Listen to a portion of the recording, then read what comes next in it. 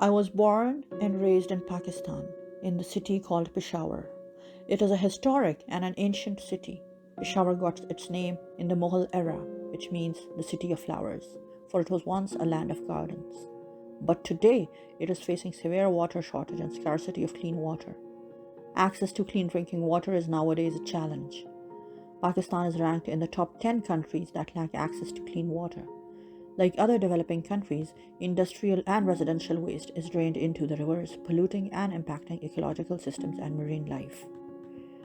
For us, the public, it was hard to find information on what we are getting in our taps. Therefore, it is a trend of bottled water throughout the country. But the irony is that the affordability of drinking bottled water is only accessible for the rich class. Therefore, the poor are deprived because drinking bottled water is considered a luxury. This also goes on the divide between the rich and the poor, creating a whole imbalance as a thriving society. I can say that a glass of clean water can be liquid gold for some people. When I was a small girl, I remember we had 2 wells in our front yard and they were always full. The needy woman would come and take fresh water with the help of a rope and a bucket, but those wells dried out due to the depleted water levels.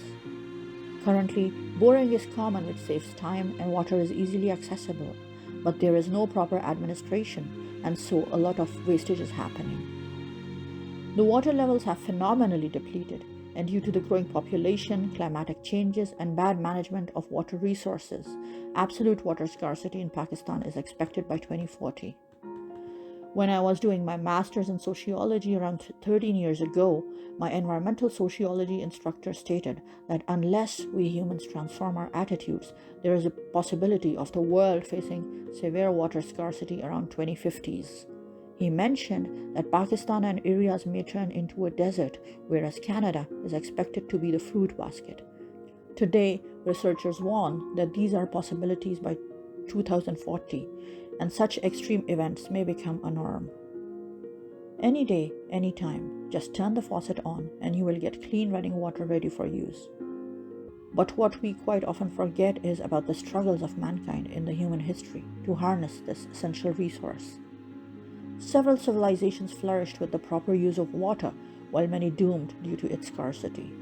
All the main historical civilizations were formed around rivers.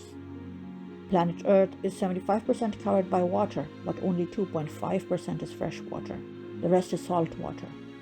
And because humans use 10 billion tons of water on a daily basis, more than 800 million people currently do not have access to clean water.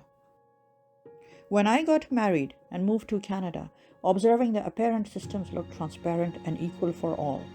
Canada is one of the world's most water-rich countries in the world. Sadly, there is a major and a long-standing social injustice, which exists here too, the lack of clean water. Yes, the drinking on several of the First Nations land is contaminated, inadequately treated, and hard to access. This issue impacts all the aspects of their lives, including the water ceremonies and sharing traditional knowledge. As a community member, I believe we have a strong role to proper use and conservation of water. This is not only the government's job, but it is every citizen's responsibility. As a green social worker, we can play our part by working through the lens of socio-ecological approach. As educators, advisors, researchers, and as community leaders, we need to understand how our actions that we take disproportionately affect people who are poor and marginalized. We should guide the society towards a sustainable development. We can, together, work towards social and environmental justice in building sustainable communities. I would like to express my special thanks and gratitude to my husband, Kamran Faisal, for his contribution and constant support for helping me complete my story. I sincerely thank Dr. Judy Rollet for giving me an opportunity to work on the subject. It helped me doing a lot of research and I came across many new things. Finally, I will share my disclaimer for using the images and music that helped me build my story. Thank you very much.